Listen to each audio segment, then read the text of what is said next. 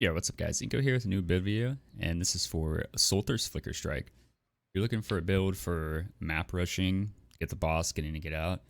I think this build is pretty hard to be beat. We'll just slap a map in here. Coves, we'll do like a Minotaur in that, and then we'll go over the gear. This is a pretty min-max version of it, and this is not meant to be like a bosser. So if you're looking for a bosser, you know, this isn't it. But basically just going through the map, Soulthirst, giving us a bunch of stacks, rush the boss. From here you would normally TP out. But because the build is just so fast, you can literally just come back and clear the rest. No problem. And there you go, that's the map cleared. We'll do a Minotaur quick. Go over everything with the gear and that. And you can start this, honestly. Actually, we'll go over that when I go over all the gear and that. But much less. This is a pretty min-max version of it, just like unnecessarily. A couple of the items in that. So, go over that in a second. After we clear this map. There's like no density in this map. What is going on?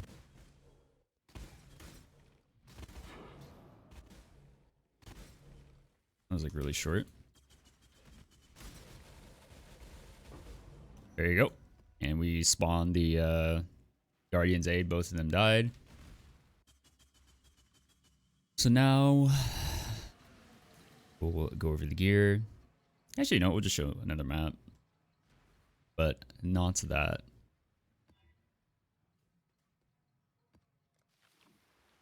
You can do no regens. It's not a fan of it. Because your flicker is free.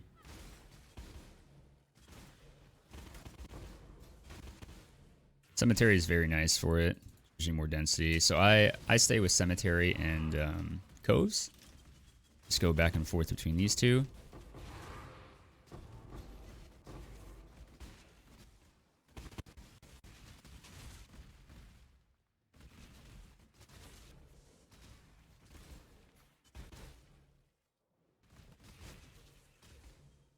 And there we go. Map cleared. Okay, so for the gear that we are working with, Paradoxica. This one's dirt cheap. It's just Elemental Pen and crit when rare or unique is nearby. Our chest, we are rocking a attack crit, Elevated Conquest. This gets us so we can't be stunned while using our flicker, and then minus 20 mana cost because we want our flicker to be free, so you can always be casting it. And then we're using Replica Abyssus, increased damage per frenzy charge for flicker. You can either use Ashes of the Stars, or if you want your flask to last a bit longer, you can use Solstice Vigil. Either way, you want to anoint Frenetic. So, if you use Solstice Vigil, you're not going to be able to use Defiance Banner for extra defense. So, you actually want to swap that out for whatever you want. You could even use Hydrosphere. Hydrosphere if you want more damage for single target. We have a Max Frenzy shield here with spell suppression and avoid ailments because we are 100% avoid ailments, and we also have cap spell suppression. And then we're using Dark Rays. These just have +1 because we're using an Enlighten 3 for auras. We have a Soulthirst. And then here we have gloves. This is the part where it's kind of like overkill. We have double elevated. The elevated warlords, the Max Frenzy elevated is quite nice with how fast we attack. It kind of makes it so that we always have Max Frenzy charges. And then strike nearby enemies. And then it is Aisling crafted for the focus mod, which you're going to have so much attack speed with Soulthirst, and that like diminishing returns, this just kind of becomes obsolete. So you're more than fine with starting Eldritch Currency crafted gloves with like strike and that. But you definitely want to move into Frenzy Charge and that. Now we will... Oh, so the Flasks first. So we're using Exile. I have the Flasks kind of in order of how I flask piano and longest duration. So your bismuth flask is this one's the longest duration one here. Topaz, ruby, taste of hate, and then it's Xeris. So I do 2, 3, 4, 5, 1 like that. That's how I like flask piano. This one lasts for over a minute.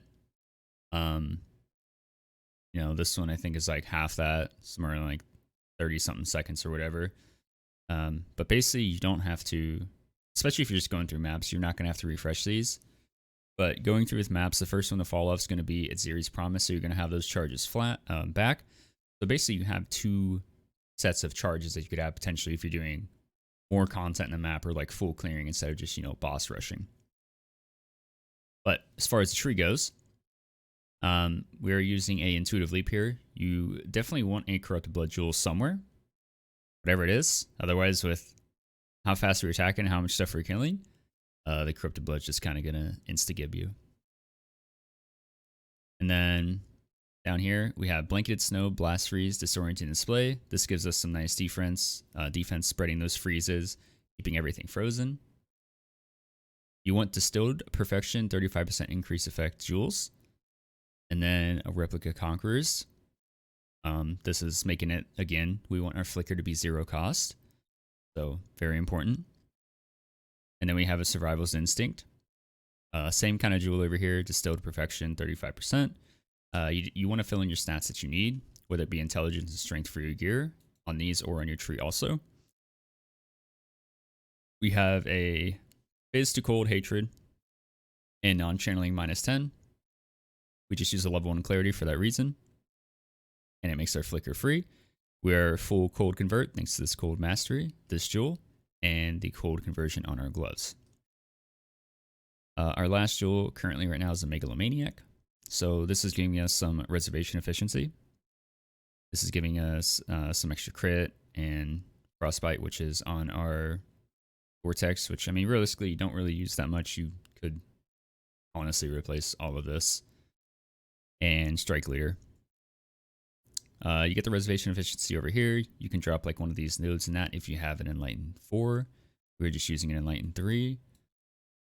Our Pantheons, we're using a maxed out Arakali. And then Aberith. Aberith mainly because Dot's very rippy for this build. It's the one thing. And I am farming the Exarch. So Exarch has really rippy burning ground. So that's why we take this mastery here. But minor, you can really take whatever you want. Like I said, we're spell suppression capped. Oops, I didn't click defense.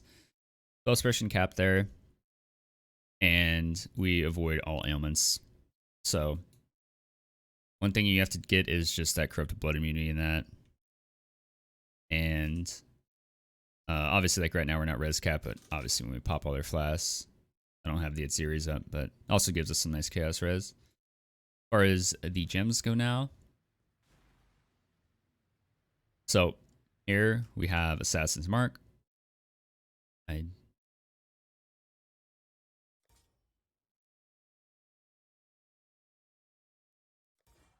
Sorry, I just realized some gems I wasn't leveling up. I must have clicked the wrong button. Anyway, this should be as high as you can level it for your int. Anyway, level 1 clarity, that's just for our Watcher's Eye mod to get that mana reduction. Divergent mark on hit. If your mana is more tight, make sure you have enough mana to be casting your mark. Here you see it's a 43 cost. We have 58 mana. You can also use Anomalous to reduce the mana cost. And then we have Steelskin, Blood Rage, Ancestral Protector, and Enhance here. If you do the alt quality of Ancestral Protector for increased effect, you can do that. My Blood Rage should have been leveled up, but what are you going to do? So we have a Leap Slam here, Defiance Banner, and Enduring Cry. Enduring Cry is not meant to be on your left click, as we do have Call to Arms. You still want this on here for the curse on like bosses and some defense. And the Enduring Cry is kind of your health potion, if you will. And then we have Enlighten, Brace, Precision, and Hatred. This Vol Grace is kind of a copium because we are using Soulthirst, aka we are taking those souls. You don't really get much souls for Volgrace, but full clearing a map you will have Volgrace. So you don't need Volgrace, just throwing that out there. Use a regular Grace. Then we have a Vortex, Frostbite, Bone Chill, Hex Touch. This is just to increase the effect of our chill. Put our curse on there. And then we have a Circle of Fear with cold damage per frenzy charge and cold damage Herald of Ice and Herald of Ice buff effect. And then we have a Opal Ring. This has the Redeemer mod, cold damage per frenzy, and the Shaper mod, cold damage against chilled enemies. So basically made with an Awakener's Orb. And then Aisling. And if you don't get the Herald of Ice skill on the suffix, or don't have it, you can put your Herald of Ice in here. Same thing when you swap your gems around. There's a lot of gems that can be swapped out. So you can put Herald of Ice here. It's technically a Herald of Ice is more damage with 2020, I'm sure, than a 22. Probably. At SP would be that, but just know that you can use a Herald of Ice in here with your Enlighten in your boots and drop out Precision and put it wherever you want. Yeah, this build, I don't really think you can. It's so, I don't know. I was so surprised by this with how fun I actually was worried about starting it at first in that.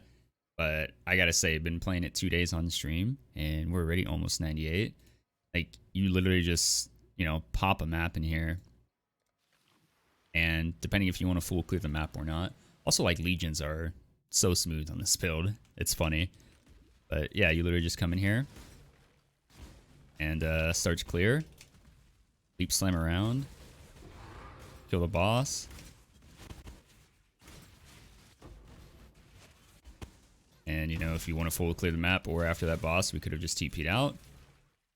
But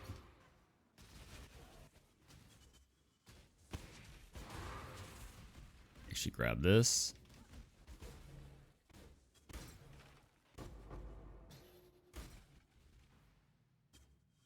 Yep. It's like super fast with that. And then if you actually just want to do, you know, boss rush, get the invitations, get the map drops, the Conqueror maps as fast as possible. You can definitely ignore just full clearing the map and just go through, find the, you know, boss as soon as possible. There's a boss, go in there, kill the boss, done, TP out, and rinse and repeat. It is very fast. You really can't beat it. Conqueror maps, everything. You can do those. Synth maps. Synth maps are a little weird, especially if you're expecting the nodes. Because you're so fast killing through this stuff, you gotta backtrack.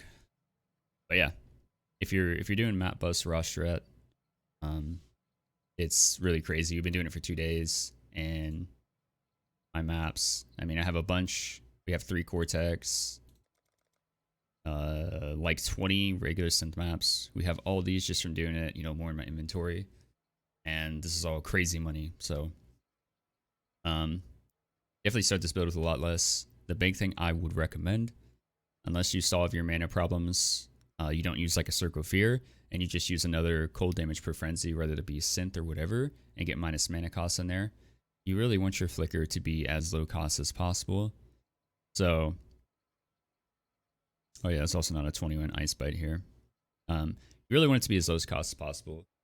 But the Soulthirst stacks are going to carry you.